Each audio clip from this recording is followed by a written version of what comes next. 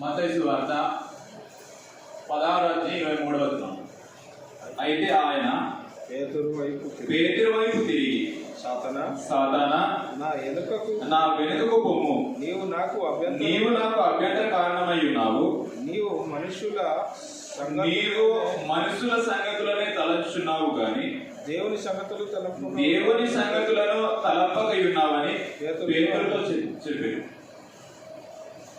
ఈ యొక్క దినమంతా మనం ఆలోచించబోయే అంశము, మనుషుల సంగతులను తలంచుచున్నానా, దేవుని సంగతులను తలంచున్నానా? దేవుని సంగతులను తలంచుచున్నానా? ప్రతి ఒక్కరు కూడా వ్యక్తిగతంగా పరీక్షించుకోవాల్సినటువంటి ప్రశ్న.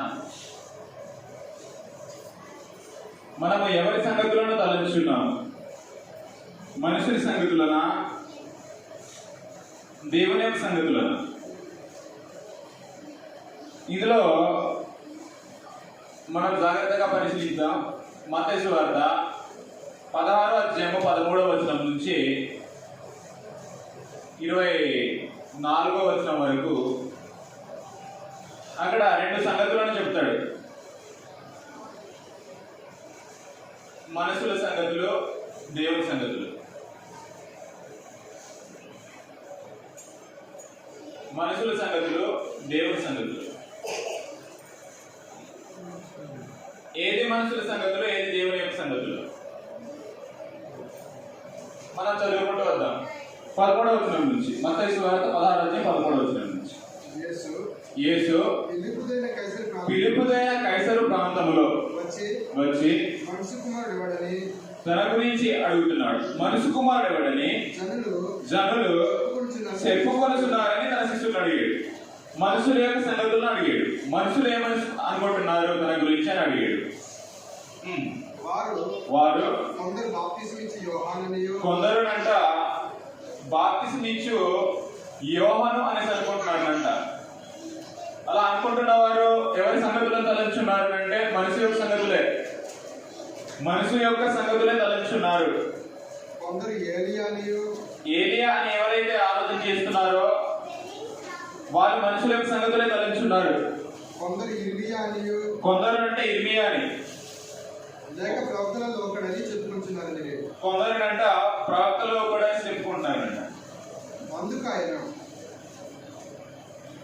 అందుకైన మీరైతే నేను ఎవరినని చెప్పుకొంచున్నారు అని వారిని అడిగాడు.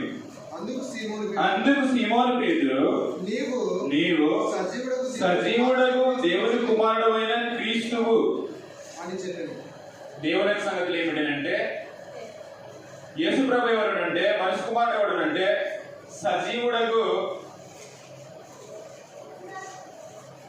సజీవుడగు దేవుని కుమారుడైన క్రీస్తు.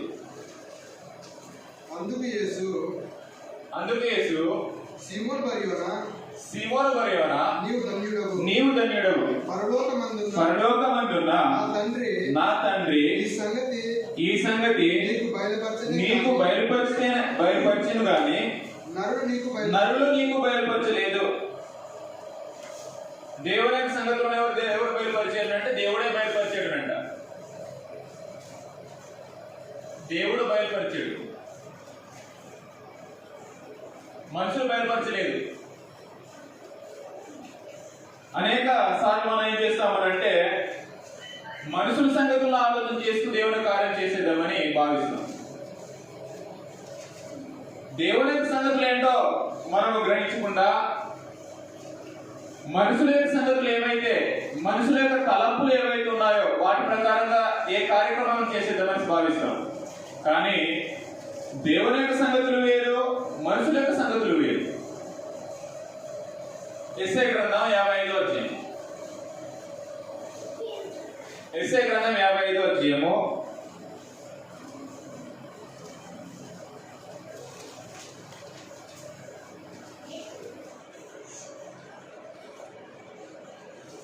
8-9 వచనాలు. యెషయా గ్రంథము 55వ అధ్యాయం 8-9 వచనాలు. నా తలంపులు నా తలంపులు మీ తలంపుల వంటివి కావు. మీ తలంపుల వంటివి కావు. మీ త్రోవలు మీ త్రోవలు నా త్రోవల వంటివి నా త్రోవల వంటివి కావు. ఇదే యెహోవా. ఇదే యెహోవా వాక్కు. ఆకాశములు ఆకాశములు భూమికి పైన ఎంత ఎత్తుగా ఉన్నావో మీ మార్గముల కంటే నా మార్గములను అనే విషయాన్ని మీరు మర్చిపోకూడదు. మీ తలంపుల కంటే నా తలంపులు అంత ఎత్తుగా ఉన్నవి అనేసి అన్నాడు. దేనితో మానవుని యొక్క ఆలోచనలను తలంపులను పోల్చాడు అంటే భూమికి ఆకాశంలోకి ఎంత దూరంగా ఉందో అంత మానవుని యొక్క ఆలోచనలు దేవుని యొక్క ఆలోచనలు అంత దూరంలో ఉన్నాయంట. అంత దూరంగా ఉన్న యొక్క తలంపులను దేవునికి అందకుండా మానవుని యొక్క సంగతులు మానవుని యొక్క తలంపులు అంత దూరంగా ఉంటే మానవుని యొక్క తలంపుల ద్వారా మానవుని యొక్క ఆలోచనల ద్వారా దేవుని యొక్క కార్యక్రమాలు చేసేద్దామని భావిస్తాం అనేక సార్లు మనం. మానవుని యొక్క ఆలోచనలు దేవుని యొక్క ఆలోచనలు వంటివి కావు. నా తలంపులు మీ తలంపుల వంటివి కావు అనేసి అన్నాడు. నా మార్గములు మీ మార్గముల వంటివి కావు అని. అంటే దేవుని యొక్క ఆలోచనలు వేరు, దేవుని యొక్క తలంపులు వేరు, మనుషుల యొక్క తలంపులు వేరు. దేవుని యొక్క సంగతులు వేరు, మనుషుల యొక్క సంగతులు వేరు. ఇక్కడ జనులకు అభిప్రాయం ఏమిటి అంటే అప్పుడు బాప్తిస్మం చేయమనంటున్నాడు యేసు ప్రభువుని గురించి, మనుషు కుమారుని గురించి. ఒకడు ఏలియా అంటున్నాడు, ఒకడు ఎర్మియా అంటున్నాడు, కొందరు ప్రవక్తలో ఒకడై ఉంటాడు అని అనుకుంటున్నారు.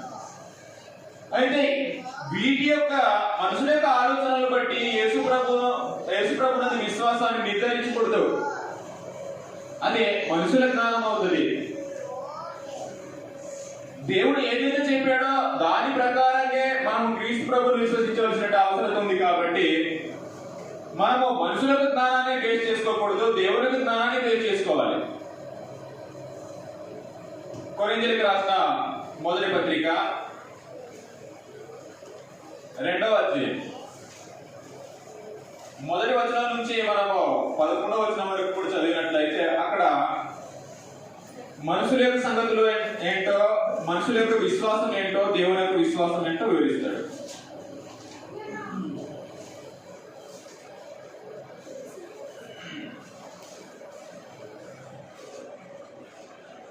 కొరింథీయులకు రాసిన మొదటి పత్రిక 2వ అధ్యాయం మొదటి వచనం నుంచి, సహోదరులారా నేను మీ ఎదురుకు వచ్చినప్పుడు వాక్చాతుర్యంతో గాని జ్ఞానాతిశయంతో గాని దేవుని మర్మమును మీకు ప్రకటించుచు వచ్చిన వాడను కాను. నేను యేసుక్రీస్తును అనగా శిలువ వేయబడిన యేసుక్రీస్తును తప్ప మరి దేనిని మీ మధ్య నెరగకుందునని నిశ్చయించుకోండి. మీరు గమనించాలి, యేసుక్రీస్తు ఎవడని చెప్పాడు అంటే శిలువ వేయబడిన యేసుక్రీస్తు. మొదటి అధ్యాయం అదే పత్రిక కొరింథీయులకు రాసిన మొదటి పత్రిక మొదటి అధ్యాయము 18వ వచనంలో సిలువను గూర్చిన వార్త నశించున్న వారికి వెలితనము గాని రక్షింపబడుచున్న మనకు అది సిలువ వేయబడిన యొక్క వార్త అంటే అది ఎందులో ఏముంది అంటే దేవుడి శక్తి. 21వ వచనంలో దేవుని జ్ఞానానుసారముగా లోకము తన జ్ఞానము చేత దేవునిని ఎరగకుండినందున సువార్త ప్రకటనను వెర్రితనము చేత నమ్మువారిని రక్షించుట దేవుని దయాపూర్వక సంకల్పమాయను. ఇందులో మీరు గమనించండి, మొదటి అధ్యాయము 21వ వచనంలో కావచ్చు, 24వ వచనంలో కావచ్చు, అందులో లోక జ్ఞానం ఉంది, దేవుని జ్ఞానం ఉంది. దేవుని జ్ఞానం ఏంటి అంటే సువార్త దేవుని జ్ఞానం. లోక జ్ఞానం చేత దేవుడు తెలుసుకోలేదు. తెలుసుకోకపోతే దేవుడు సువార్త ప్రకటన వెర్రితనం చేత నమ్మువారిని రక్షించడానికి దయాపూర్వక సంకల్పం ఆయన. సువార్త అన్నది దేవుని యొక్క జ్ఞానం. లోక జ్ఞానం చేత దేవుని ఎరగలేదు అంట. ఇప్పుడు రెండో అధ్యాయంలోకి వస్తే అందులో మనుషుల జ్ఞానం ఉంది, లోక జ్ఞానమే మనుషుల జ్ఞానం అనేసి అన్నాడు. మనుషుల జ్ఞానము తర్వాత దేవుని జ్ఞానం అనే సంగతి మనం చదువుతాం. రెండవ అధ్యాయము 3వ వచనం నుంచి, మరియు బలహీనతతోనూ భయముతోనూ ఎంతో వణుకుతోనూ మీ యొద్ద నుండి మీ విశ్వాసము అది మనుషుల జ్ఞానం ఉంది. మనుషుల జ్ఞానం ఆధారం చేసుకొనక అది దేవుడి శక్తి. దేవుడి శక్తి అంటే ఏమిటంటే సువార్త. సువార్తే దేవుని శక్తి. సువార్తలో దేవుని యొక్క శక్తి ఉంది. సువార్తలో దేవుని శక్తి. దేవుని శక్తిని ఆధారం చేసుకున్న వల్లని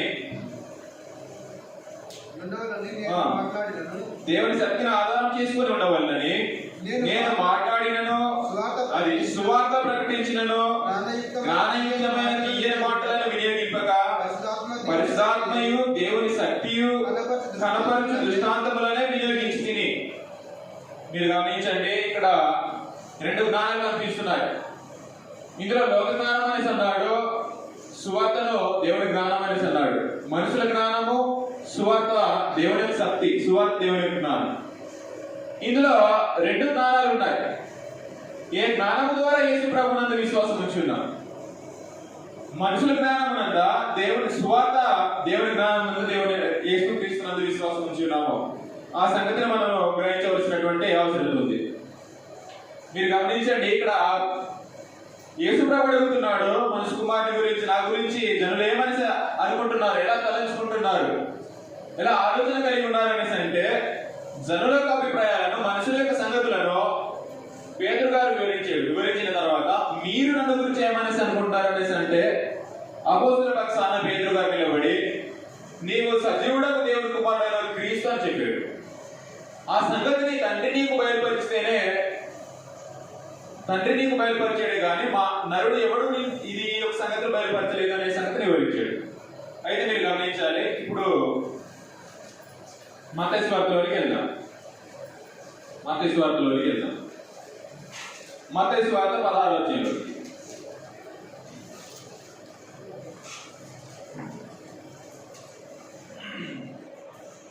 మత్తయి సువార్త 16వ అధ్యాయము 18వ వచనం నుంచి మనం కిందకి చదువుకుంటూ వద్దాం. మరియు నీవు పేతురవు ఈ బండ మీద అని దేని మాట్లాడుతున్నాడు అంటే, పైన చెప్పబడినటువంటి దేవుడి కుమారుడైన సజీవుడు దేవుడి కుమారుడు అయిన క్రీస్తు అనే యొక్క విశ్వాసపు యొక్క బండ మీద, అంతేగాని పేతురు అనే బండ మీద కాదు. పేతురు అనే యొక్క మాట కూడా పెట్రోస్ అనే యొక్క మూల భాషలో పదం వస్తుంది. అందులో పెట్రోస్ అంటే రాయి అనేసి అర్థం. కానీ ఆ పేతురు అనే ఒక రాయి మీద కాదు, విశ్వాసపు బండ మీద దేవుడు కుమారుడు సజీవుడు దేవుడు కుమారుడైన క్రీస్తు అనే యొక్క విశ్వాసపు బండ మీద కడతానేసి అన్నాడు యేసు ప్రభు. అంతేగాని పేతురు అనే బండ మీద కాదు. అనేక మంది అలా భావిస్తూ పేతురు సంఘాన్ని కట్టిన వారు కూడా అన్నాడు. మరియు నీవు పేతురవు ఈ బండ మీద నా సంఘమును కట్టుదును, పాతాళలోక ద్వారములు దాని ఎదుట నిలవనేరవని నేను నీతో చెప్తున్నాను. పరలోక రాజ్యం యొక్క తాళపు చెవులు నీకు ఇచ్చేదను. నీవు భూలోకమందు దేని బంధించుకో అది పరలోకమందును బంధింపబడును, భూలోకమందు దేని విప్పుదువో అది పరలోకమందును విప్పబడునని అతనితో చెప్పాను. అటు పిమ్మట తాను క్రీస్తు అని ఎవరితోనూ చెప్పవద్దని ఆయన తన శిష్యులకు ఖండితంగా ఆజ్ఞాపించెను. మీరు గమనించడం ఒకటి మీరు మర్చిపోకూడదు. యేసు ప్రభు పేతురు గారికి అధికారాలను అనుగ్రహించాడు. అధికారం ఏమిటి అంటే, పేతురు గారు భూలోకమందు దేన్ని బంధిస్తాడో అది పరలోకమందు బంధింపబడుతుంది, భూలోకమందు దేన్ని విప్పుతాడో అది పరలోకమందు విప్పబడును. ఆ యొక్క తాళపు చెవులను పేతురు గారికి యేసు ప్రభు అనుగ్రహించాడు. అనుగ్రహించిన సైతము 21వ వచనం నుంచి యేసు ప్రభు దేవుని సంగతులను ఇప్పుడు వివరించడానికి మొదలు పెట్టాడు. 21వ వచనం నుంచి అప్పటి నుండి తాను యెరూషలేమునకు వెళ్ళి పెద్దల చేతను ప్రధాన యాజకుల చేతను శాస్త్రుల చేతను అనేక హింసలు పొంది చంపబడి మూడవ దినమున లేచిన అగత్యమని యేసు తన శిష్యులకు తెలియజేయ మొదలు పెట్టగా, ఇప్పుడు దేవుని సంగతులను వివరించుకుంటూ వస్తుంటే 22వ వచనంలో పేతురు ఆయన చేపట్టుకొని, ప్రభువా అది నీకు దూరమవును గాక, అది నీకెన్నడూ కలగదని ఆయన గద్దింపసాగాడు. మీరు గమనించాలి, ఇక్కడ దేవుని యొక్క సంగతి ఏమిటి అంటే, యేసు ప్రభు యెరూషలేములో వెళ్ళి పెద్దల చేతను ప్రధాన యాజకుల చేతను హింసింపబడి చంపబడి మూడో దినమున లేవాలి. అంటే క్రీస్తు ప్రభు చంపబడాలి, క్రీస్తు ప్రభు చంపబడాలి. ఇది దేవుని యొక్క సంగతి.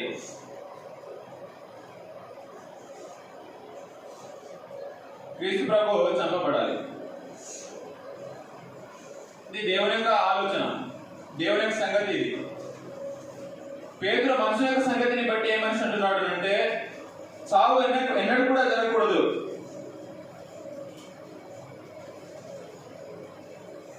మరణము దూరమవును గాక అని అంటున్నాడు.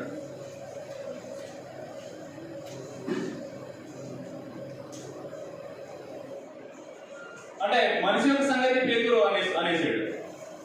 దేవుని యొక్క సంగతి ఏమిటంటే, తాను చంపబడాలి, క్రీస్తు ప్రభు చంపబడాలి అని దేవుని యొక్క ఆలోచన, దేవుని యొక్క తలంపులు. పేతురు గారు అంటున్నాడు, నీకు మరణం దూరం అవును గాక, నువ్వు చావకూడదు అనేసి అంటున్నాడు. అలాగనేసి అంటే మీరు గమనించాలి, పేతురు మామూలుడు కాదు. పేతురు దేవుని యొక్క సంగతులు చెప్పినవాడు. యేసు ప్రభు చేత పరలోక రాజ్యం యొక్క తాళాలను పొందినవాడు, పరలోక రాజ్యం యొక్క తాళాలను పొందినవాడు. అపోస్తుల కార్యాల గ్రంథం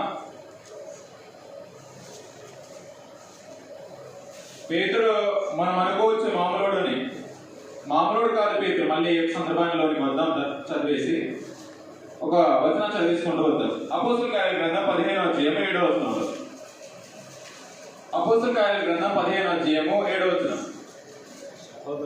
సహోదరులారా, ఆరంభమందు అన్యజనులు నా నోట సువార్త వాక్యము విని విశ్వసించులాగున మీలో నన్ను దేవుడు ఏర్పరచుకుని మీకు తెలియను. పేతురు గారు అంటే వాడు అంటే దేవుడు ఏర్పాటు చేసుకున్న మనుషుడు, దేవుడు ఏర్పాటు చేసుకున్న మనుషుడు కదా. పేతురు గారు మాట్లాడే ప్రతి ఒక్క మాట దేవుడి మాట అని మనం భావించడము అపార్థం అవుతుంది. పేతురు గారు నోటి మాట ద్వారా అన్యజనులు రక్షింపబడాలన్నది దేవుడు ఏర్పాటు చేసిన నిర్ణయం. అయినప్పటికీ పేతురు గారు మాట్లాడే ప్రతి మాట దేవుడి మాట అని అర్థం కాదు. దేవుడి మాటలు పలికిన క్షణంలోనే అపవాద పేతురు గారిని వశపరుచుకొని మనుషుల యొక్క సంగతులను మాట్లాడిపిస్తున్నాడు. అంటే మానవుడైన ప్రతి వాడు కూడా మాట్లాడే ప్రతి మాట దేవుడి మాట అయి ఉంటది అని మనం భావించడం అది సరైనది కాదు. దేవుడు ఏర్పాటు చేసుకున్న యొక్క మనుషుడే పేతురు గారే, తాను దేవుని సంగతులను పలికిన యొక్క పేతురు గారే పలికిన యొక్క 10 నిమిషాలు 15 నిమిషాల్లో, అంటే దానికి దేవుని సంగతి పలికి మనుషుల యొక్క సంగతులు పలకడము ఎంతసేపు కాలేదు, వెంటనే పలికేసాడు మనుషుల యొక్క సంగతులను. ఎందుకు మనుషుల యొక్క సంగతులను పలికాడు అంటే, ఇప్పుడు మనం చదువుతాం. అపవాదినంట పేతురు గారిని వశపరుచుకున్నాడు. పేతురు గారిని వశపరుచుకుంటాడు అంటే వశపరుచుకుంటాడు. అందుకని యేసు ప్రభు గద్దించడం మొదలుపెట్టాడు. మత్తయి సువార్త 16వ అధ్యాయము 23వ వచనంలో, అయితే ఆయన పేతురు వైపు తిరిగి సాతానా ఏమనేసి అంటున్నాడు? పేతురుని సాతానా అనేసి అంటున్నాడు. ఎందుకు సాతానా అనేసి అనడము గల కారణం ఏమిటి? యేసు ప్రభు దేవుని కుమారుడు అని చెప్పినప్పుడు పొగిడాడు. సీమోను బర్యోనా నీవు ధన్యుడు అని పొగిడాడు. ఆ పొగిడిన యేసు ప్రభువే పేతురుని ఏమని అంటున్నాడు అంటే సాతానా అనేసి మాట్లాడుతున్నాడు. ఎందుకు అలా మాట్లాడవలసి వచ్చింది? మాట్లాడవలసి వచ్చింది అంటే పేతురు పలుకుతుంది మనుషుల యొక్క సంగతులు, యేసు ప్రభు చెప్తుంది దేవుని యొక్క సంగతులు. పేతురు గారిని సియోను బర్యోనా నీవు ధన్యుడవు అని పొగిడిన యేసు ప్రభువే సాతానా వెనుకపో అని చెప్తున్నాడు. ఎందుకలా సాతానా అని చెప్పడానికి గల కారణం ఏమిటి అంటే పేతురు గారు అప్పటికే సాతాను వశం అయిపోయి మనుషుల సంగతులే మాట్లాడుతున్నాడు అన్నట్టు. అప్పుడు యేసు ప్రభు జోక్యం చేసుకొని నువ్వు దేవుని సంగతులు విడిచిపెట్టి మనుషుల సంగతులు ఆలోచన చేస్తున్నావు అని మొదలు పెట్టాడు. అయితే ఆయన పేతురు వైపు తిరిగి సాతానా నా వెనుకకు పోము, నీవు నాకు అభ్యంతర కారణమై ఉన్నావు, నీవు మనుషుల సంగతులనే తలంచున్నావు అని మాట్లాడాడు. ఆ మనుషుల సంగతులు ఏమిటి అంటే యేసు ప్రభు మరణం దూరమవును కాక అన్నది మనిషి యొక్క సంగతి, యేసు ప్రభు చావాలి అన్నది దేవుని యొక్క సంగతులు, తలంపులు. దాన్ని బట్టి యేసు ప్రభు సాతానా అనేసి పేతురు అన్నాడు, నీవు నాకు అభ్యంతర కారణమై ఉన్నావు, నీవు మనుషుల సంగతులనే కానీ దేవుని సంగతులు తలంపకై ఉన్నావు అని పేతురు చెప్పాడు. అయితే మీరు చాలా జాగ్రత్తగా గమనించాలి. సంఘము ఈ యొక్క దినమందు అడిగినటువంటి టాపిక్ లోనికి మనము వెళ్దాము. నేను కొన్ని విషయాలు నేను చెప్పి ముందుకు వెళ్తాను. దేవుని యొక్క తలంపులు ఎప్పటివినంటే మనం ఒక వచనం చదువుదాం. యేసు ప్రభుని గురించి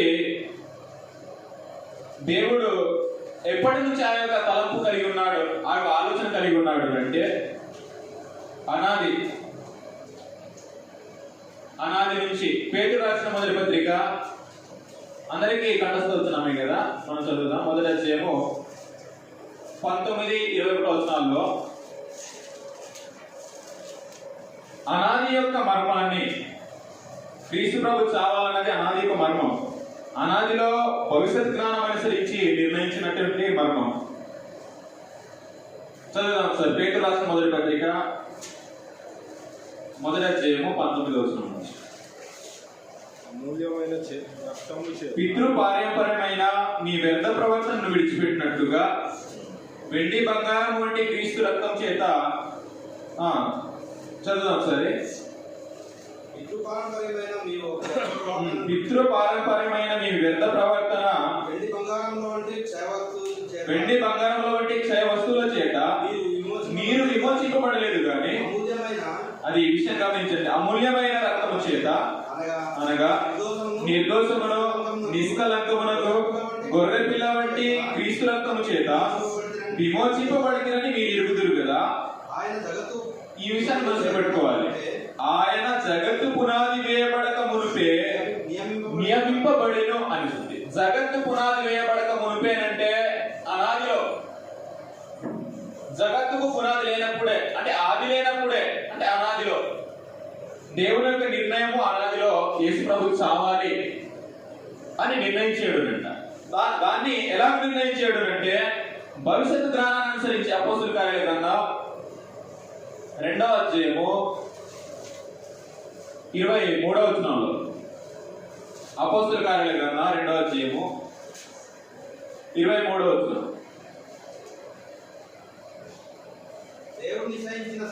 అది దేవుడు నిశ్చయించిన సంకల్పమును ఆయన భవిష్యత్తు జ్ఞానమును అనుసరించి అప్పగింపబడిన ఈయనను మీరు దుష్టుల చేత శిలువ వేయించి చంపితిరి అనేసింది. అది ఎప్పటి నిర్ణయం అంటే ఎప్పటి యొక్క ఆలోచన అంటే అనాదిలోనే జగత్తు పునాది వేయబడక మునిపే దేవుడు నిర్ణయించినటువంటి ఆలోచన అది. ఆ ఆలోచనను పేతురు గారు ఏం చేస్తున్నాడు అంటే నిరర్థకం చేస్తున్నాడు. పేతురు గారు అది నీకు దూరమవును కాక యేసు ప్రభు అంటున్నాడు, అది నీకు ఎన్నడూ జరగకూడదు కాక అనేసి అంటే యేసు ప్రభు వెంటనే సాతానా నీవు నాకు అభ్యంతరకారణమై ఉన్నావు, నా వెనుక పొమ్ము అనేసి అన్నాడు. అది ఎప్పటి కాలమునంటే అనాది కాలంలోనే నిర్ణయించబడింది. ఇప్పుడు యేసు ప్రభు తన గురించి ఎందులో రాయబడిందో ఆ సంగతులను మనం చదువుకొని సంగమడిగినటువంటి అంశంలోనికి ఆ యొక్క పాయింట్లోకి మనం ముందుకెళ్దాం. లూకా సువార్త 24వ అధ్యాయము 44వ వచనంలో తన గురించి రాయబడిన యొక్క సంగతులు, ఆది నుంచి తన గురించి రాయబడిన సంగతులు ఏంటో మనం చదువుదాం. లూకా సువార్త 24వ అధ్యాయం 44వ వచనంలో యేసు ప్రభు గురించి రాయబడినటువంటి పుస్తకాలను అక్కడ చెప్పడం జరిగింది. అంతటా ఆయన మోసే ధర్మశాస్త్రములోను ప్రవక్తల గ్రంథములలోను కీర్తనలలోను నన్ను గురించి వ్రాయబడినవన్నీ నెరవేరవలెనని నేను మీ యొద్ద ఉండినప్పుడు మీతో చెప్పిన మాటలు నెరవేరినవని వారితో చెప్పారు. ఇప్పుడు యేసుక్రీస్తు గురించి చెప్పబడినటువంటి పుస్తకాలను ఇక్కడ వివరించాడు. మొదటిది ధర్మశాస్త్రంలోను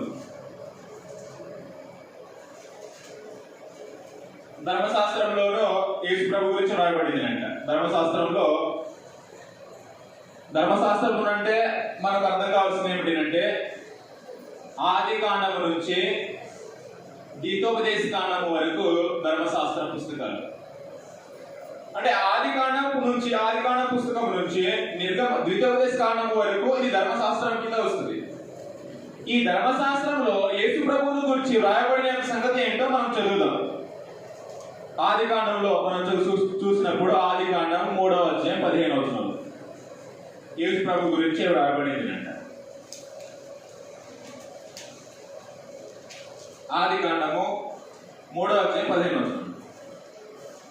మరియు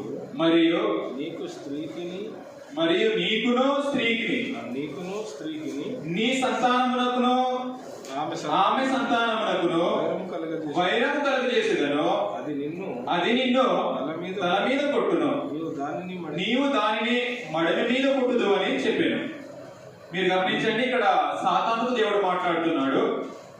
అది నిన్ను తల మీద కొట్టును, అది అనే ఒక మాట అది తప్పు అని భావించి కింద ఏమని రాశాడు అంటే ఆయన అనేసి రాశాడు.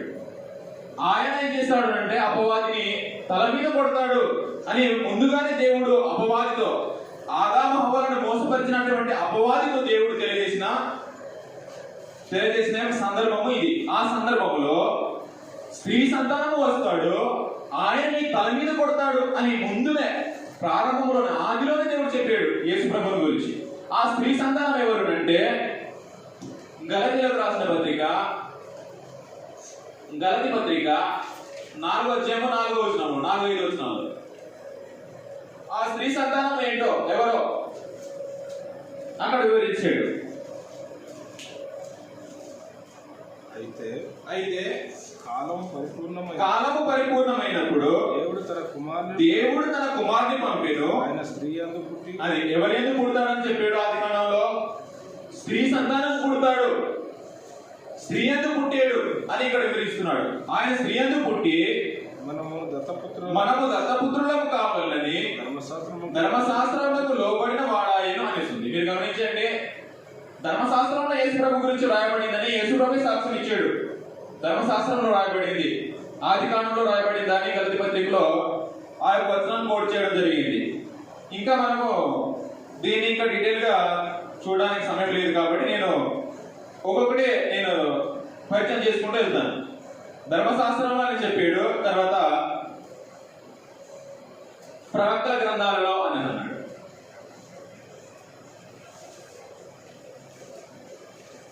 ప్రవక్త గ్రంథాలు ఎక్కడి నుంచి ఎక్కడ వరకు అంటే ఎస్ఐ గ్రంథం నుంచి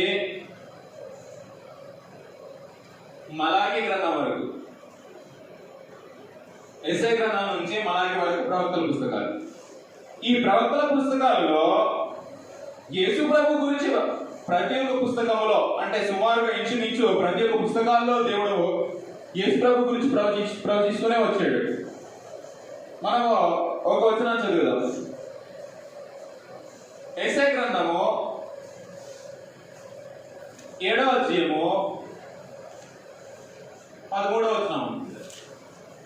యేసు ప్రభు పుట్టుక గురించి మాట్లాడాడు, యేసు ప్రభు మరణాన్ని గురించి కూడా మాట్లాడాడు. యెషయా గ్రంథము 7వ అధ్యాయము 13వ వచనం.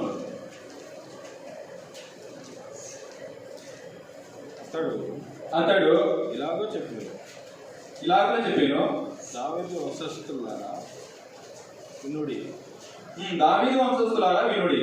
మనుషులకు వికాసించుట చాలదను, మనుషులను విసిగించుట చాలదని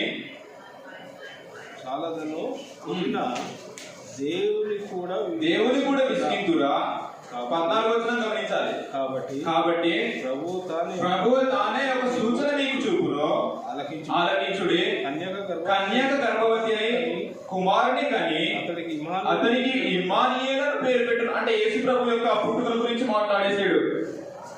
యేసు ప్రభు యొక్క పుట్టుకల గురించి మాట్లాడేశాడు. ఆ పుట్టుకల గురించి మాట్లాడింది మత్తయి సువార్త 1వ అధ్యాయము.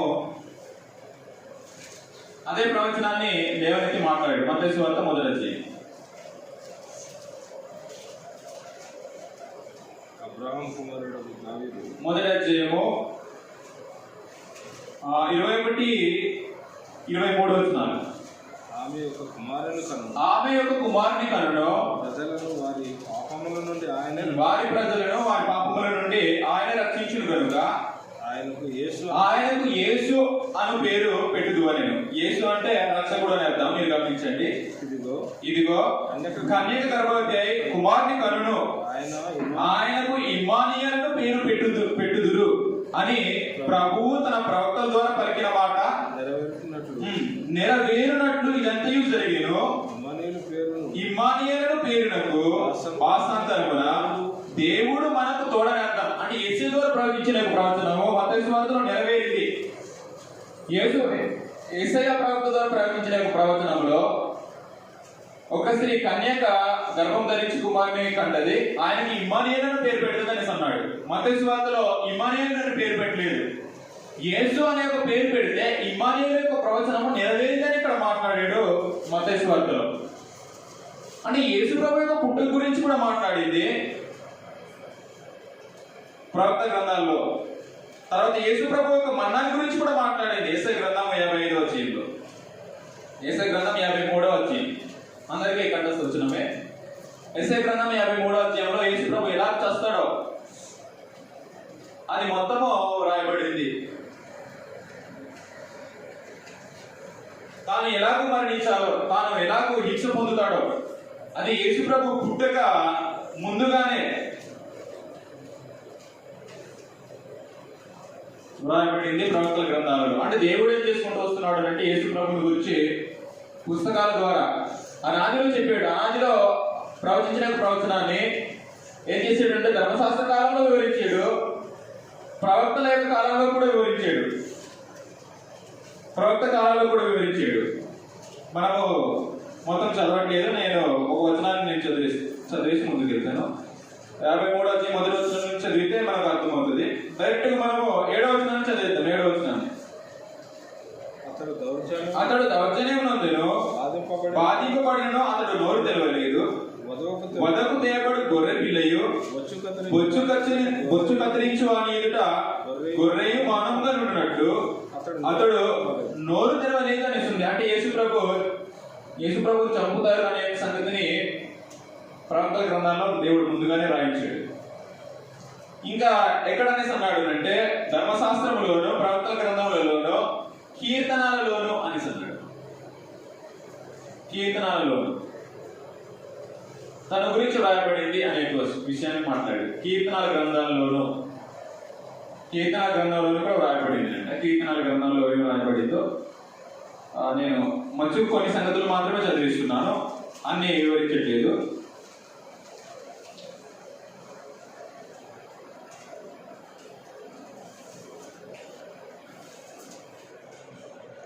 కీర్తనాల గ్రంథం 22వ అధ్యాయం. కీర్తనాల గ్రంథం 22వ అధ్యాయంలో అక్కడ చూసినట్లయితే మొదటి వచనం నుంచి కూడా యేసు ప్రభు మాట్లాడినటువంటి మాటలను ప్రవచన రూపంగా ఇక్కడ వివరించడం జరిగింది. డైరెక్ట్ గా మనము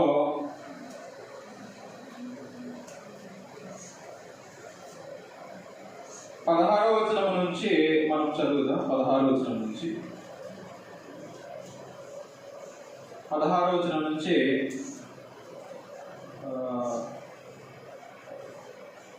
18-20 వచనం వరకు చదువుదాం. 16వ వచనం నుంచి 20వ వచనం వరకు. దుష్టులు నన్ను చుట్టుకొని ఉన్నవి, దుష్టులు నన్ను చుట్టుకొని ఉన్నారు. కుక్కలు అనేసన్నారా? కుక్కలు నన్ను చుట్టుకొని ఉన్నవి, దుర్మార్గులు గుంపు కూడి నన్ను ఆవరించి ఉన్నారు. వారు నా చేతులను నా పాదములను పొడుచున్నారు. ఎక్కడ అంటే కలవశిలువలో అలా చంపుతారు అనే ప్రవచనాన్ని ముందుగా దేవుడు చెప్పడం జరిగింది. నా ఎముకలన్నీ నేను లెక్కింపగలను. వారు నిదానించు నన్ను తేలి చూస్తున్నారు. నా వస్త్రములు వారు పంచుకుంటున్నారు. అంటే యేసు ప్రభు యొక్క వస్త్రాలను పంచుకుంటారనే సంగతి కూడా దేవుడు ముందుగానే చెప్పాడు. నా అంగి కొరకు చీట్లు వేయించున్నారు. యెహోవా దూరముగా నుండుము, నా బలమా త్వరపడి నాకు సహాయం చేయము.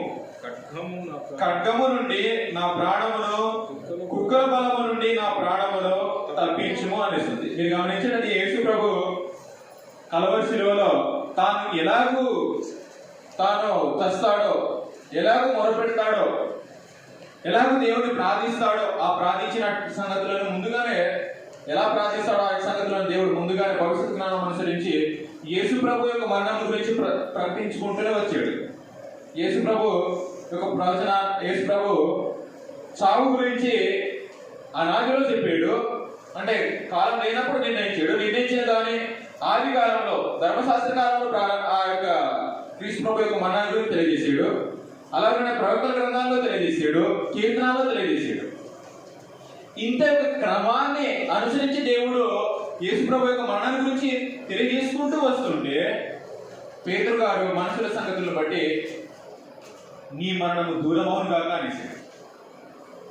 అంటే దేవుని యొక్క సంకల్పాన్ని క్రమంగా చెప్పుకుంటూ వస్తే పేతురు గారు తన యొక్క మనిషి యొక్క ఆలోచనలతో దేవుని సంగతిని పక్కన పెడితే వెంటనే యేసు ప్రభు అన్నాడు, పొగిడిన యేసు ప్రభే, సీమోను బర్యోనా, నీవు సజీవుడైన దేవుని కుమారుని క్రీస్తు అని చెప్తే యేసు ప్రభు ఆయన పొగిడాడు.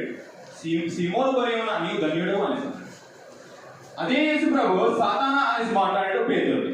సాతానా, నా వెనుక పొమ్ము అనేసి. ఎందుకనంటే దేవుని యొక్క సంకల్పాన్ని, దేవుని యొక్క సంగతులను మార్చేసాడు. మనుషుల యొక్క సంగతిని బట్టి మార్చేసాడు. మరణం నీకు దూరమవుగాక అనేసాడు. అలాగనేసి అంటే వెంటనే యేసు ప్రభు, నువ్వు నాకు అభ్యంతర కారణమై ఉన్నావు అంటే అభ్యంతర కారణమై ఉన్నావు అనే సంగతిని వివరించాడు.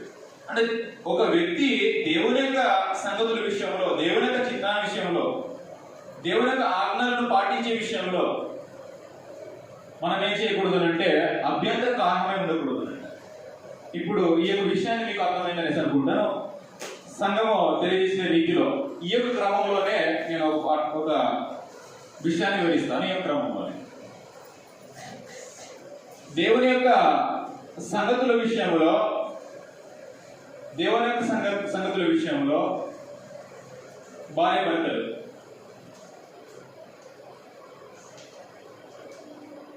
మనుషుల సంగతుల విషయంలో ఎలా ఉంటుంది, దేవుని యొక్క సంగతుల విషయంలో ఎలా ఉంటుంది. కొరింథీయులకు రాసిన మొదటి పత్రిక 7వ అధ్యాయం. కొరింథీయులకు రాసిన మొదటి పత్రిక 7వ అధ్యాయం. నేను ఈ యొక్క సంగతి శివార్ణ చెప్పాలని అనుకున్నాను. అయినప్పటికీ సంఘం కోరిక మేరకు ఈ సంగతి ముందు వివరిస్తున్నాను. కొరింథీయులకు రాసిన మొదటి పత్రిక 7వ అధ్యాయము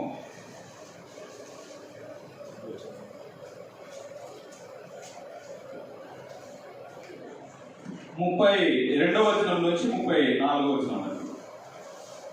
32వ వచనం నుంచి 34వ వచనం. ఇక్కడ మీరు గమనించండి, మనుషుల యొక్క సంగతులనే దేవుని యొక్క సంగతులను ఇక్కడ వివరిస్తాడు. మీరు చింతలేని వారై ఉండవాలని కోరుచున్నాను. పెళ్లి కాని వాడు పెళ్లి కాని వాడు ప్రభువుని ఎలాగ సంతోష పెట్టగలనని ప్రభు విషయమై ప్రభు విషయమైన కార్యములను గురించి చింతించుచున్నాడు. పెళ్ళైన వాడు భార్యను ఎలాగ సంతోష పెట్టవాలని లోక విషయమైన వాటిని గూర్చి చింతించుచున్నాడు. అటువలనే పెళ్లి కాని స్త్రీయు కన్యకయు తాము శరీరమందును ఆత్మయందును పవిత్రురాండ్రై ఉండుటకు ప్రభు విషయమైన కార్యములను గురించి చింతించుచుందురు గాని పెళ్ళైనది భర్తను ఎలాగ సంతోష పెట్టగలనని లోక విషయమైన వాటిని గూర్చి చింతించున్నది. ఇక్కడ రెండు విషయాలు కూడా మాట్లాడాడు. ఒక భర్తను గురించి మాట్లాడాడు, భార్యను గురించి మాట్లాడాడు, తర్వాత యవ్వన యొక్క స్త్రీని గురించి మాట్లాడాడు, యవ్వన యొక్క పురుషుని గురించి మాట్లాడాడు. మీరు చాలా జాగ్రత్తగా గమనించండి. ఒక భర్త అయితే భార్యని సంతోష పెట్టాలని ఏం చేస్తాడు అంటే లోక విషయము అనే ఒక మాట ఉంటుంది. మనం చదువుకున్నాం, ఒకసారి చదువుదాం. 33వ వచనంలో పెళ్ళైన వాడు భార్యని ఎలా సంతోష పెట్టగలనని లోక విషయమైన వాటిని గురించి చింతిస్తున్నాడు. అంటే ఒక భర్త తన యొక్క భార్యని సంతోష పెట్టాలని లోక విషయమైన చింత ఎక్కువగా బాధ్యత వహిస్తాడు. ఎందుకనంటే భార్యను పోషించి సంరక్షించాలి కాబట్టి. భౌతిక సంబంధంగా ఒక భార్యను పోషించవలసినటువంటి బాధ్యత భర్తలో ఉంది కాబట్టి లోక విషయమైన చింత ఎక్కువగా ఉంటుంది. ఆ చింతను బట్టి దేవుడు తనకు ఇచ్చినటువంటి ఆ యొక్క బాధ్యతను కొన్నిసార్లు మర్చిపోతాం. అంత యొక్క భారం అనేది పురుషుడు భరిస్తాడు, అంత భారాన్ని మోసుకుంటాడు పురుషుడు. ఇప్పుడు స్త్రీని గురించి కూడా మాట్లాడే ఏమని అన్నాడు అంటే స్త్రీని గురించి కూడా ఆ యొక్క సంగతిని వివరించాడు. 34వ వచనంలో అటువలనే పెళ్లి కాని స్త్రీయు అని మాట్లాడిన తర్వాత చివరి భాగంలో మీరు చూడండి, పెళ్లి అయినది అని అక్కడ మాట్లాడుతున్నాడు. పెళ్లి అయినది భర్తను ఎలా సంతోష పెట్టగలనని లోక విషయమైన వాటి గురించి చింతించింది. అంటే ఇక్కడ భార్య కూడా ఏం చేస్తుందంటే తన యొక్క భర్త విషయమై లోక విషయంలో భర్తను ఎలా సంతోష పెట్టగలనని చింతిస్తుంది. అంటే ఒక భార్య కూడా చింతిస్తుంది, భర్త కూడా చింతిస్తాడు. ఎందుకనంటే భర్త తన యొక్క భార్య ప్రతి ఒక్క అవసరం తీర్చాలని తన భారం కలిగి ఉంటాడు. భార్య అయితే ప్రతి విషయంలో నా యొక్క అవసరం తీర్చేవాడు కాబట్టి తనను సంతోష పెట్టాలని భార్య ఆలోచన చేస్తుంది. ఇది మనుషుల యొక్క సంగతులు. మీరు గమనించండి, ఇది ఒక మనుషుల యొక్క సంగతులు. దేవుడు కూడా ఏం చేశాడు అంటే దేవుడి యొక్క సంగతులను తాను రాయించి ముందుగానే గ్రంథంలో తెలియజేశాడు. భర్త ఎలాగుండాలో భార్య ఎలాగుండాలో దేవుడి యొక్క సంగతులను బట్టి ఇప్పుడు ఆలోచన చేద్దాం. ఇది మనుషుల యొక్క సంగతులను బట్టి, అంటే మనుషులు భూలోకంలో నివసించేంత కాలంలో తాము కలిగినటువంటి భారమును బట్టి బాధ్యతలను బట్టి ఇలా ఒక చింత అనేది ఉంటది ప్రతి ఒక్కరికి కూడా భౌతిక సంబంధంగా. ఇది మనుషుల సంగతులను బట్టి. ఇప్పుడు దేవుని యొక్క సంగతులు ఏంటో ఇప్పుడు మనం చదువుదాం. దేవుని యొక్క సంగతులు ఏంటో ఇప్పుడు మనం చదువుదాం. ఆదికాండము 2వ అధ్యాయము 19వ వచనంలో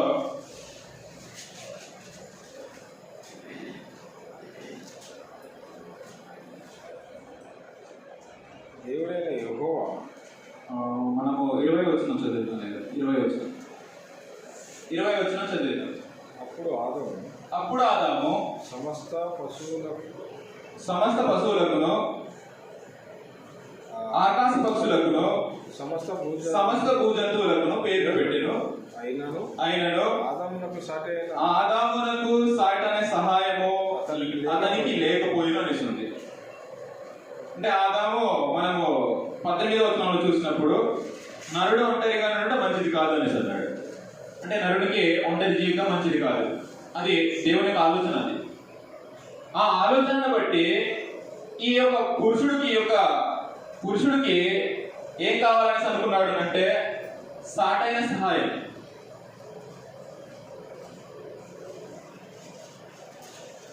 సాటైన సహాయం అవసరం.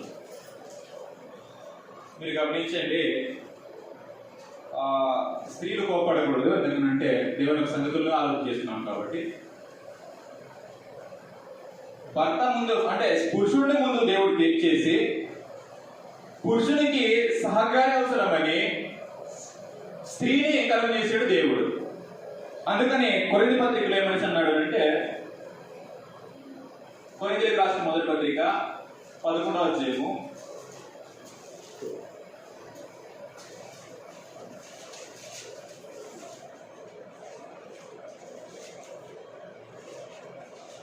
11వ అధ్యాయము 9వ వచనంలో మరియు స్త్రీ పురుషుల కొరకే గాని స్త్రీ పురుషుల కొరకే గాని పురుషుడు స్త్రీ కొరకు కాదు అని అన్నాడు. ఈ యొక్క క్రమాన్ని బట్టి మనం గుర్తించాల్సింది ఏమిటంటే, పురుషుడు కొరకే సాటైన సహకారిగా స్త్రీ నిర్మించాడు దేవుడు. కాబట్టి స్త్రీకి శిరస్సు ఎవరునంటే పురుషుడు. స్త్రీకి శిరస్సు ఎవరునంటే పురుషుడు. 11వ అధ్యాయము 3వ వచనం అదే పత్రిక. ప్రతి పురుషునికి శిరస్సు క్రీస్తు, స్త్రీకి శిరస్సు అది స్త్రీకి శిరస్సు పురుషుడు. ఇది దేవుని యొక్క సంగతిని బట్టి వివాహం చేసింది దేవుడు. అంటే వివాహం చేసింది దేవుడు అంటే వివాహం ద్వారా జత చేసింది దేవుడు. ఆ జత చేసిన యొక్క దంపతులను ఎలాగో జీవించాలో చెప్పింది కూడా దేవుడే. ఆ క్రమాలను, ఆ యొక్క ఆజ్ఞలు, విధులు కూడా మనం చదువుతున్న గ్రంథంలో మీరు శ్రద్ధగా వినండి. దేవుడు ఆదామును చేసిన తర్వాత ఆదాముకు సాటైన సహాయము అనేసి అన్నాడు. అంటే స్త్రీని ముందు చేసి, ఇక్కడ రివర్స్ అవుతుంది అనేక సార్లు.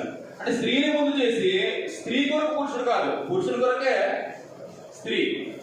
అలాంటి స్త్రీని సృజించిన తర్వాత పురుషుడికి అధికారం అనుగ్రహించి స్త్రీ మీద అధికారి పురుషుడు. స్త్రీ మీద అధికారి పురుషుడు. మీకు అర్థం కావడానికి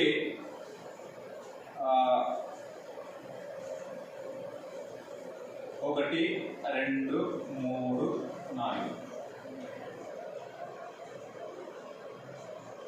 ఇందులో స్త్రీ. మీరు గమనించండి, పురుషుడికి అధికారి క్రీస్తు, స్త్రీకి అధికారి పురుషుడు, పురుషుడికి అధికారి క్రీస్తు, క్రీస్తులకు అధికారి దేవుడు. ఈ దేవునికి లోబడాలి అంటే ఒక క్రమాన్ని దేవుడు ఏర్పాటు చేశాడు. అంటే ఇప్పుడు మనకు అర్థం కావడానికి ఒక ఉద్యోగంలో మనకు అర్థం కావడానికి ఎగ్జాంపుల్గా, ఇప్పుడు ఉద్యోగంలో కూడా చిన్న స్థాయి నుంచి పెద్ద స్థాయి వరకు ఉద్యోగాలు ఉంటాయి. మనకు స్కూల్లో చూసినప్పుడు స్కూల్లో వాచ్మెన్ ఉంటాడు, వాచ్మెన్ పైగా ఇంకో ఆయన ఉంటాడు. మామూలు స్కూల్లో టీచర్స్ ఉంటారు, ఆ టీచర్స్ కి పైగా హెచ్ఎం ఉంటాడు, హెచ్ఎంస్ పైగా అలా ఏం చేస్తారనంటే అధికారం అన్నది పెరుగుకుంటూ వస్తుంది. దేవుడు కూడా ఏం చేసాడు అంటే స్త్రీకి అధికారము పురుషుడికి ఇచ్చాడు, పురుషుడి యొక్క అధికారం క్రీస్తుకి ఇచ్చాడు, క్రీస్తు యొక్క అధికారము దేవునికి ఉంది. ఇప్పుడు ఏం చేయాలి అంటే దేవుడు వీరిద్దరిని జత చేసిన తర్వాత స్త్రీకి హెచ్చరించడం జరిగింది. ఆ హెచ్చరిక ఏమిటంటే పురుషుడు నీకు శిరస్సు అయి ఉన్నాడు కాబట్టి నువ్వు అతనికి లోబడి ఉండాలి అని దేవుడు ముందుగానే వివరించాడు. 45వ కీర్తన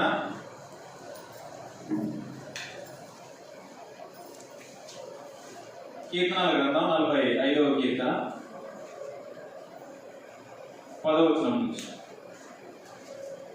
కుమారి కుమారి ఆలకించుము ఆలకించుము, ఆలోచించి చెవియొగ్గుము. నీ స్వజనమును నీ తండ్రి ఇంటి వారిని మరువు. నీ తండ్రి ఇంటిని మరువుము. ఈ రాజు నీ ప్రభువు అతడు నీ సౌందర్యమును కోరినవాడు, అతనికి నమస్కరించుము అని అన్నాడు. ఇప్పుడు ప్రతి ఒక్క స్త్రీకి రాజు లేదా ప్రభు ఎవరునంటే భర్త. ప్రతి ఒక్క పెళ్ళైన స్త్రీకి ప్రభు ఎవరునంటే భర్త. భర్తకి ప్రభు ఎవరునంటే క్రీస్తు. అయితే భర్త ప్రభు నాకు ప్రభు కాడు అనే ఒక ఇది లేదు, క్రమాన్ని దేవుడు ఏర్పాటు చేశాడు. ముందు మీరు గమనించండి, భర్తను ప్రభువుగా అంగీకరించుకుండగా యేసు ప్రభువును అంగీకరించడానికి అవకాశం ఉండదు దేవుని క్రమంలో. యేసు ప్రభువును నువ్వు ప్రభువుగా అంగీకరించాలంటే అతని యొక్క అధికారము కింద యొక్క అధికారంలో నువ్వు ప్రభువుగా అంగీకరిస్తేనే యేసును ప్రభువుగా అంగీకరించగలవు, దేవుడిని తండ్రిగా నువ్వు అంగీకరించగలవు, లేదా దేవుడిగా అంగీకరించగలవు. మనము ఏం చేస్తామంటే అనేక సార్లు భార్య భర్తలు అన్నది చాలా చనువుగా ఉంటారు. మీరు కోపడకండి, కానీ అంటే భార్య భర్తల యొక్క అంటే వివాహము తర్వాత భార్య భర్తలు ఏం చేస్తామనంటే ఒకరి మనసు ఒకరు పంచుకుంటారు. ఆ పంచుకునే విషయంలో కొన్ని వరకు అర్థమవుతుంది, కొన్ని వరకు ఏం చేస్తామనంటే చిన్న చిన్న కామెడీ విషయాల్లో కావచ్చు, ఏ విషయాల్లో కావచ్చు, మనం ఇంకా భార్య భర్తలు చనువు ఉండడం బట్టి ఆ చనువును బట్టి ఆ భర్తను ఏం చేస్తామనంటే కొన్నిసార్లు డామినేట్ చేసి మాట్లాడుకుంటారు. డామినేట్ చేస్తాం ఎలాగనంటే ఒక భర్త నాకు ప్రభు అనే సంగతిని పక్కన పెట్టిస్తాం. ఎందుకంటే భర్త తన యొక్క భార్యతో ఉన్న చనువును బట్టి, ఆ చనువును బట్టి ఏమైనా అంటాము అంటే ఆయన నాకు అధికారి అనే విషయాన్ని విడిచిపెట్టేసి భర్తని ఎదిరించే ఒక స్థితిలో మనము కొన్నిసార్లు అనేక మార్లు మనము ఎదుర్కొంటాం. అలా ఎదుర్కొన్నప్పుడు మనం గుర్తించవలసింది ఏమిటంటే దేవుడు ఆ యొక్క నియమాన్ని మాకు ఇవ్వలేదు, అనే సంగతిని స్త్రీ తెలుసుకోవాలి. భర్తకు లోబడి ఉండాలన్నది దేవుని యొక్క నియమం. ఎఫెసీయులకు రాసిన పత్రిక అనేక సార్లు మనం చదువుతున్నాం, అయినా మరొకసారి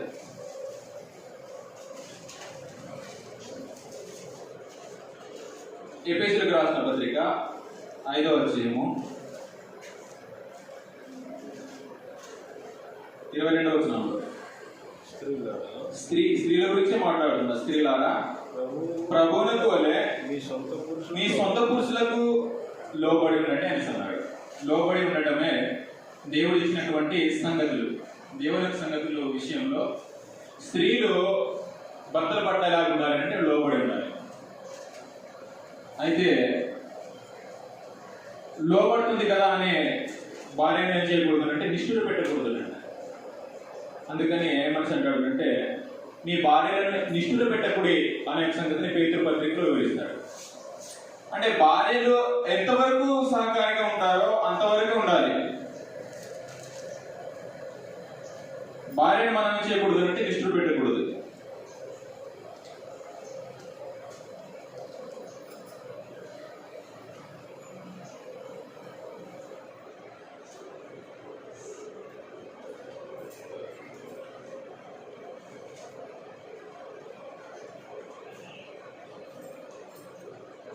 సరే, ఇంకా మనం ముందుకు వెళ్దాం. కాబట్టి భర్త విషయంలో భార్యల విధాలు దేవుని సంగతిని బట్టి ఆలోచన చేస్తున్నాం. భార్య తన యొక్క భర్తకు లోబడి ఉండాలి, ఇది దేవుని యొక్క సంగతిని బట్టి. అయితే మనుషుల యొక్క సంగతులను బట్టి భార్య ఏమైనా అనుకుంటుంది అంటే లోక విషయం నా భర్తను సంతోష పెట్టాలన్నది.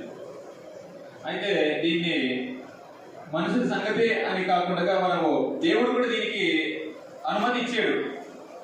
దేవునికి అనుమతి కూడా కొంతవరకు ఉంది. ఆ అనుమతి ఏమిటంటే ఈ స్త్రీ ఈ యొక్క పురుషుడుకు భార్య కాబట్టి ఈ యొక్క స్త్రీ ఏం చేయాలంటే తన యొక్క భర్తకు అలంకరణ చూపించాలి. అలంకరణ చూపించాలంటే భర్తను సంతోష పెట్టాలి అంటే ఏం చేయాలంటే అలంకరించుకోవాలి. ఎందుకంటే ఆ అలంకరణ అనేది పురుషుడు ప్రతి ఒక్కడు కూడా తన యొక్క భార్యను కోరుకోవాల్సినది అని గ్రంథం చాలా తేటగా మాట్లాడినప్పుడు మనం సిగ్గుపడకుండా ఆ యొక్క విషయాన్ని గ్రహించుకోవాల్సినటువంటి అవసరం ఉంది. ఒకసారి మనం చదువుదాం ప్రకటన గ్రంథం 19వ అధ్యాయంలో.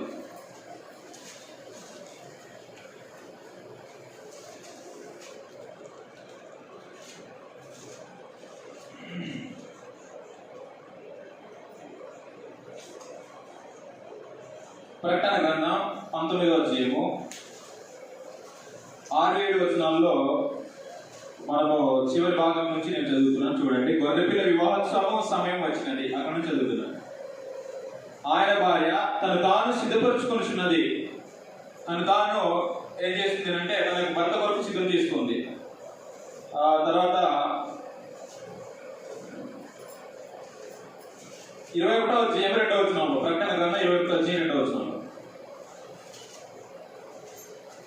మరియు నేను నూతనమైన యెరూషలేమును ఆ పరిశుద్ధ పట్టణమును, విషయాన్ని మనం మర్చిపోకండి. ఇక్కడ నుంచి తన భర్త కొరకు అలంకరింపబడిన పెళ్లి కుమార్తె వలె సిద్ధపడి, తన భర్త కొరకు అలంకరణ.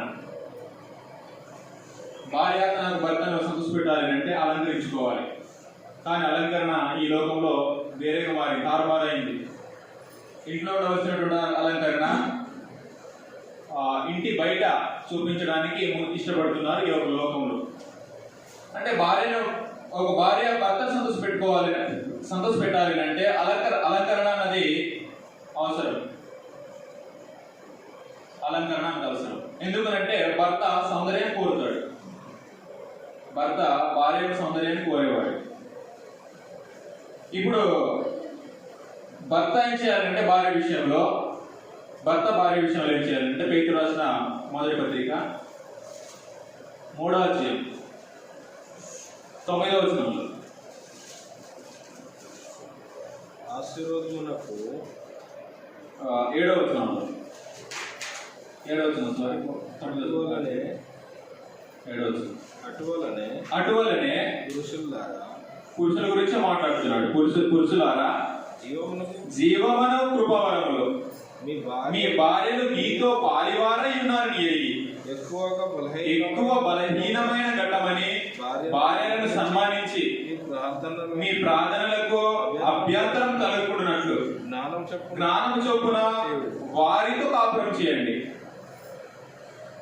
ఏం చేయాలి? పురుషుడైతే తమ యొక్క భార్య విషయంలో జ్ఞానం అనేది అవసరం. జ్ఞానం చొప్పున కాపురం చేయాలి. జ్ఞానం అవసరం. ఏ విషయంలో జ్ఞానం అవసరం అని అంటే తన యొక్క భార్యలో జీవవరం కృపావరంలో నడిపించడానికి ఏం చేయాలంటే జ్ఞానం అవసరం.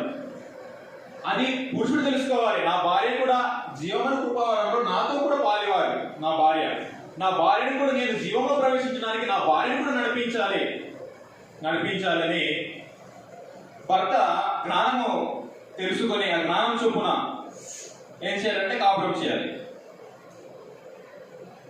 జీవవర కృపావరంలో మీ భార్యను మీతో పాలివారై ఉన్నారని ఎరిగి. కృపావరంలో ఇద్దరు ప్రవేశించాలి. అంటే కృపావరంలో మనకి ఇంకా అర్థం కావాలంటే పరలోకంలో ఇద్దరు వెళ్ళాలి. పరలోకంలో ఇద్దరు వెళ్ళాల్సినటువంటి బాధ్యత ఉంది. ఆ ఇద్దరు కాకుండా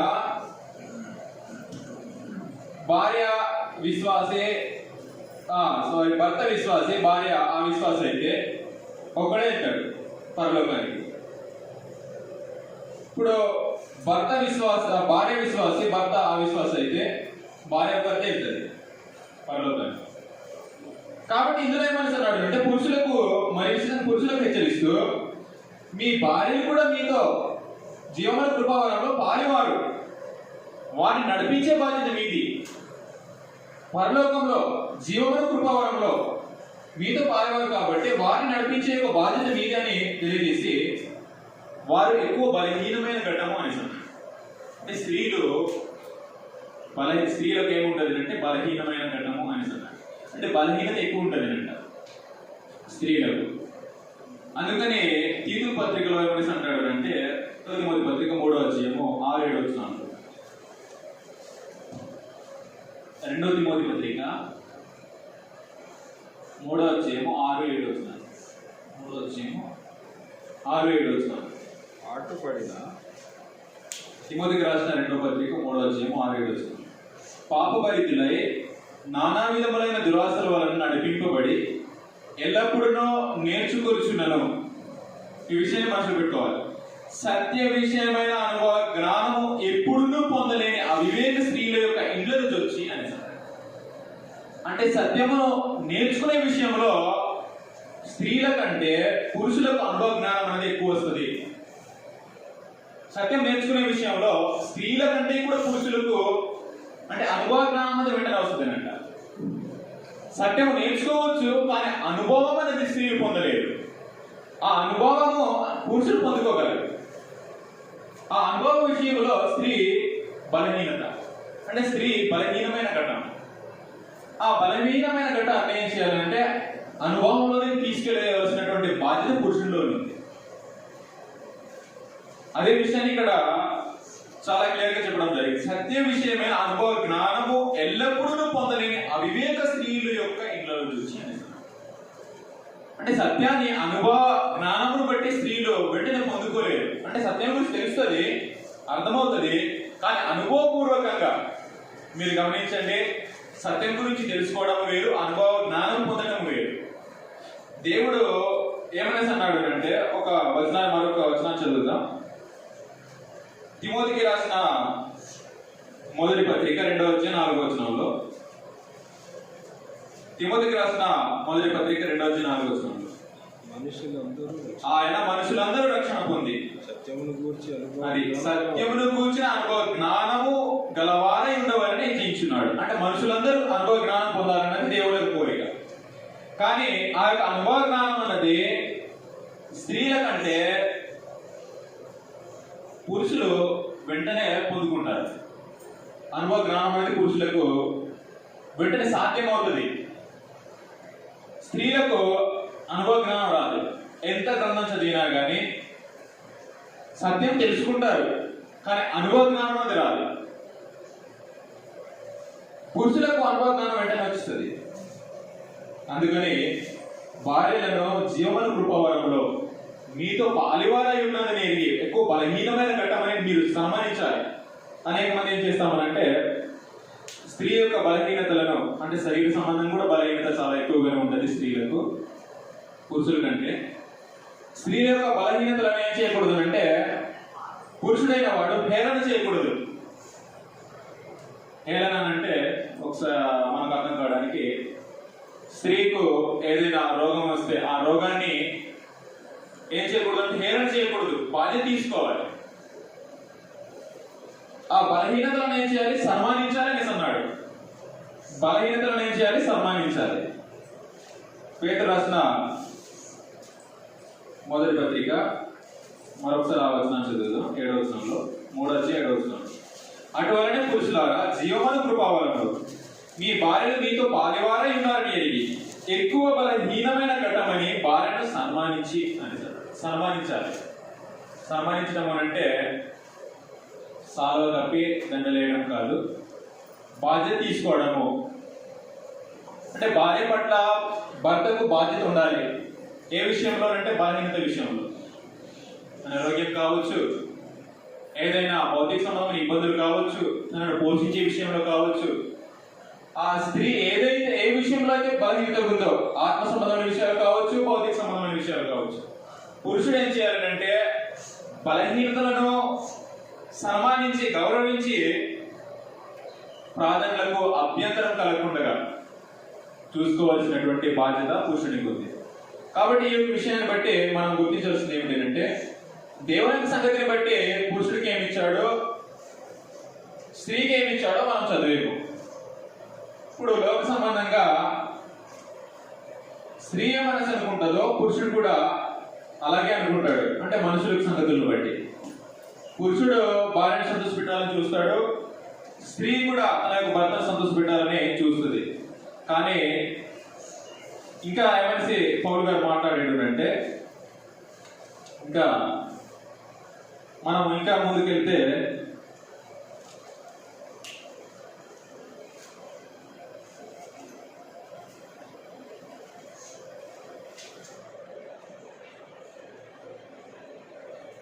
కొరింథీయులకు రాసిన మొదటి పత్రిక 7వ అధ్యాయంలో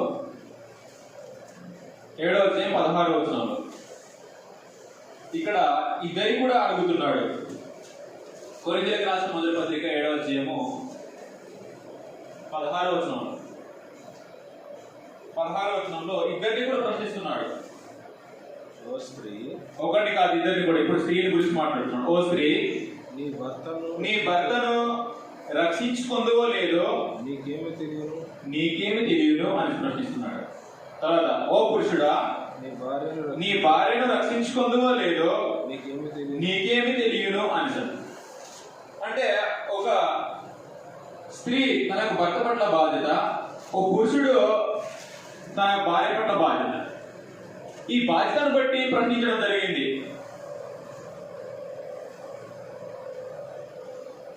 అయితే 13వ వచనంలో మరియు ఏ స్త్రీకైనను ఆ విశ్వాసైన భర్త ఉండి ఆమెతో కాపురం చేయ నిష్ఠపడని ఎడల ఆమె అతన్ని పరిత్యజింపకూడదు. ఆ విశ్వాసైన భర్త భార్యను బట్టి పరిశుద్ధపరచబడును. ఆ విశ్వాసురాలైన భార్య విశ్వాసైన భర్తను బట్టి పరిశుద్ధపరచబడును. లేని ఎడల మీ పిల్లలు అపవిత్రులై ఉందురు.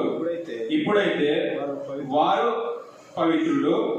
15వ వచనం మీరు గమనించాలి. అయితే ఆ విశ్వాసైన వాడు ఎడబాసిన ఎడబాయవచ్చును. అట్టి సందర్భములో సహోదరికైనను నిర్బంధము లేదు, సమాధానము ఉండుటకు దేవుడు మనలను పిలిచి ఉన్నాడు అని అన్నాడు. ఇక్కడ భర్త పట్ల ఇంకో బాధ్యతను వివరించాడు. ఏమిటంటే ఒక్కసారి కానీ వివాహం చేసిన తర్వాత భార్యను ఎడబాయకూడదనంట. ఒకవేళ ఆ విశ్వాసైన భర్త ఎడబాసిన ఎడబాయవచ్చును కానీ మనము పరిశుద్ధపరచబడ్డకే పిలువబడి ఉన్నాము. అంటే ఒక్కసారి వివాహం చేసుకున్న తర్వాత భర్తకు తన యొక్క భార్యను విడిచిపెడతాను అనేటటువంటి ఒక ఆలోచనను చేయకూడదు. అది ఎప్పటికీ కూడా దేవుడు అనుమతించాడు. నువ్వు పెళ్లి చేసుకొని మొదటి భార్యను విడిచిపెట్టేసి దేవుని పట్ల భయభక్తులు కలిగి ఉన్నా కానీ నీ యొక్క భార్య విడిచిపెట్టిన యొక్క భార్య తాను ఏడుస్తుంటే తన యొక్క ఏడుపు అన్నది దేవునికి మొరపెడతాయనంట. నువ్వు ఒకవేళ భార్యను విడిచిపెడితే నా భార్య నా మాటలు వినట్లేదు, నాకు లోబడట్లేదు, దీన్ని విడిచిపెడతాననేటువంటి ఆలోచన నీకు ఉంటే అది సరైనది కాదని గ్రంథం తెలియజేస్తుంది. ఒకవేళ ఆ విశ్వాసైన భర్త ఒకవేళ తన యొక్క భార్యను ఎడబాసిన ఎడబాయవచ్చును. ఆ విశ్వాసం కాబట్టి ఒక విశ్వాసైన భర్త తన యొక్క భార్యను ఎప్పటికీ ఎడబాయకూడదు. ఎప్పటికీ అంటే ఈ యొక్క భూలోకంలో మనం చచ్చేంత వరకు భార్య ఉన్నప్పుడు ఎడబాయకూడదు. ఒకవేళ ఎడబాస్తే ఏమవుతుంది అంటే మలాకి గ్రంథంలో తెలియజేస్తాడు. మత్తయి సువార్త 5వ అధ్యాయము 32వ వచనం ఒకసారి చదువుదాం. అది చదివి 19వ వచనానికి మనము ముందుకు వెళ్దాం. మత్తయి సువార్త 5వ అధ్యాయం 32వ వచనంలో నేను మీతో చెప్పినది ఏమనగా వ్యభిచార కారణమును బట్టి కాక తన భార్యను విడనాడు ప్రతి వాడును ఆమెను వ్యభిచారిగా చేయుచున్నాడు. విడనాడబడిన దానిని పెండ్లాడు వాడు వ్యభిచారిస్తున్నాడు అని. అంటే ఇక్కడ వ్యభిచార కారణమును బట్టి గాక అని. అంటే వ్యభిచార కారణమును బట్టి అనుమతి ఇచ్చాడు అనే అనేక మంది అర్థం చేసుకున్నారు దీన్ని. కానీ ఆ యొక్క అనుమతి కూడా ఇవ్వలేదు అంట. మత్తయి సువార్త 19వ అధ్యాయము 4వ వచనం నుంచి చదువుతాం. 4వ వచనం నుంచి ఆయన సృజించిన వాడు ఆది నుండి వారిని పురుషుని గాను స్త్రీని గాను సృజించిననియో ఇందు నిమిత్తము పురుషుడు తన తల్లిదండ్రులను విడిచి తన భార్యను హత్తుకొనును, వారిద్దరు ఏక శరీరమై ఉందని చెప్పిననియో మీరు చదవలేదా? కాబట్టి వారికను ఇద్దరు కాక ఏక శరీరముగా ఉన్నారు కనుక దేవుడు జతపరిచిన వారిని మనుషుడు వేరు చేయకూడదని చెప్పాను. అంటే దేవుడు జతపరిచిన వారిని ఏ మనుషుడు కూడా వేరు చేయకూడదు. ఒకవేళ వ్యభిచార కారణమును బట్టి విడనాడడానికి మోస అనుమతించింది కదా అనేసి అనుకోవచ్చు. అనేక మంది ఆయన భ్రమలోనే ఉన్నారు. మోస ఎందు నిమిత్తం అనుమతించాడు అంటే తమ యొక్క మనసులను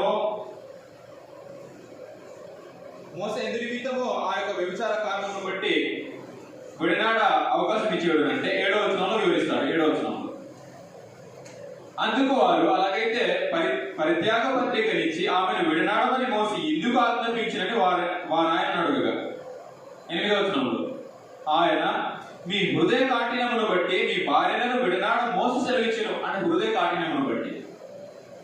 ఎవడైతే తన యొక్క భార్య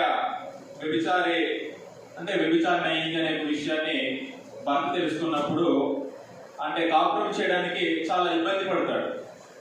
ఆ కారణమును బట్టి మోస ఏం చేసాడు అంటే విడనాడడానికి అవకాశం ఇచ్చాడు. కానీ ఏం చేసాడు అంటే మోస విడనాడ సెలవించాడు, కానీ ఆది నుండి అలా జరగలేదు అనేసి అన్నాడు. అంటే ఆది నుండి అంటే ఆదాం హవ్వను దేవుడు జతపరిచినప్పుడు అలా జరగలేదు. అలాంటి ఒక అవకాశం లేదు అనే విషయాన్ని దేవుడు యేసు ప్రభు ఆ సంగతిని వివరించాడు. ఆది నుండి అలా జరగలేదు అంటే మధ్యలో నుంచే మోస మాత్రం అనుమతించాడు హృదయ కాఠిన్యమును బట్టి. ఒక వ్యభిచారం చేసినటువంటి ఒక భార్య ద్వారా అనేక మంది ఏం చేయలేమంటే హృదయ కాఠిన్యం. హృదయం ఏం చేయదునంటే మనసు ఏం చేయదునంటే కాపురం చేయడానికి ఇష్టపడదు. అనేక మంది అందుకని ఏం చేస్తారంటే ఎవరితోనైనా వ్యభిచారం చేసింది అంటే భర్త ఎంతవరకు తెగిస్తాడంటే అవతల వ్యక్తిని నరికేంత అంటే చంపేంత అంత కోపం వస్తుంది. అంటే దేన్ని బట్టి అంటే తమ యొక్క హృదయ కాఠిన్యం బట్టి అంత కోపం వస్తుంది. దాన్ని బట్టి మోసం ఏం చేసాడు అంటే అనుమతించాడు. వ్యభిచార కారణం బట్టి విడాకులు ఇవ్వచ్చు, ఒక విడాకుల పత్రం రాయించి విడాకులు ఇవ్వడానికి అనుమతించాడు అంట మోసే. కానీ మోసకు ముందు అలా జరగలేదు.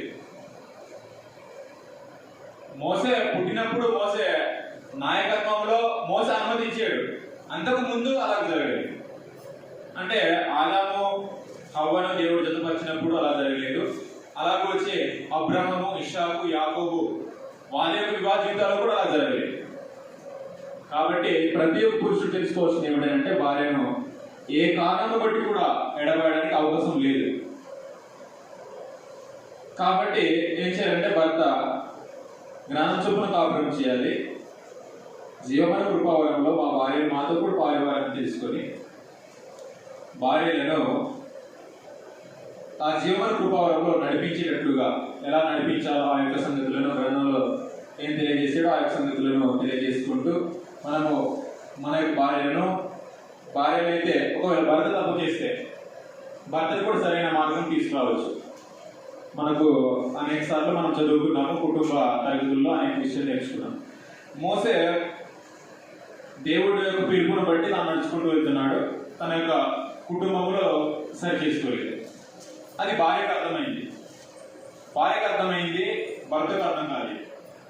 దేవుడు తన కుటుంబాన్ని సరి చేసుకోకుండా ఇశ్రాయేలు ప్రజలను నడిపించడానికి ముందుకెళ్ళాడు. కానీ దేవుడు ఏం చేశాడంటే మోసేని చంపడానికి ముందుకెళ్తే తన యొక్క భార్య గమనించి నా యొక్క పిల్లలను బట్టే నా భర్తను చంపేస్తున్నాడు దేవుడు అని తన యొక్క పిల్లలను తీసుకుని వచ్చి ఒక రాయి తీసుకొని తన యొక్క పిల్లలను సున్నం చేసింది. అంటే ఒకవేళ భర్త దేవుని క్రమం లేకుండా తప్పిపోతే భార్య సరి చేయవచ్చు. ఒక భర్త తన యొక్క భార్య సరిగా లేకపోతే భర్త ఏం చేయాలంటే జీవన కృపావరంలో ఇద్దరు కలిసి వెళ్ళాలి. ఆదివారు అంటే ఇద్దరు కూడా ఏం చేయాలంటే పరలోకం వెళ్ళాలి. కాబట్టి ఇద్దరు నడిపించుకుంటూ ఒకడు పడిపోతున్నా ఒకడు లేవనెత్తాలి. ఒకడు ఇటుపక్క ఇద్దరు కూడా ఏం చేయాలంటే ఏక శరీరం అంటే ఏక శరీరం అనేసి అన్నాడు. దానికి అర్థమయ్యేటట్టుగా ఏక శరీరం అంటే ఒకే నిర్ణయం,